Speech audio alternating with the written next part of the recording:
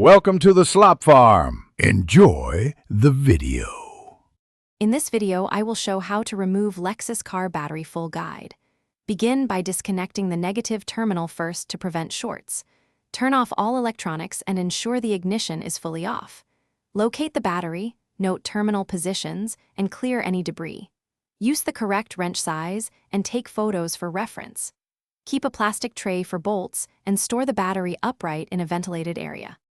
Find the battery and any access panels or covers before you unbolt anything.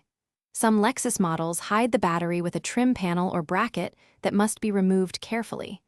Use a flashlight to check for hidden fasteners and note cable routing for reinstallation. Keep a small container for screws and use the correct screwdriver or socket. Photograph each step so reversing the process is simple and accurate. If you are finding this video helpful, please subscribe and like to support more guides. Quick recommendation: read anywhere with the new Kindle Paperwhite, which is great for manuals and downtime while you work on your car. Its glare-free display and long battery life make it ideal for the garage. Check the description for the product link and other deals, and if you enjoy that, pick up a Paperwhite.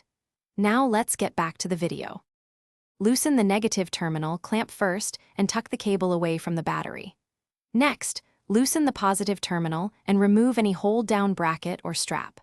Avoid tilting the battery to prevent acid spills and lift with both hands using knees, not your back. Place the battery on a stable, non-metal surface and inspect the tray for corrosion. Clean terminals and tray if needed before installing the replacement battery. Thanks for watching. Consider subscribing if we helped you today.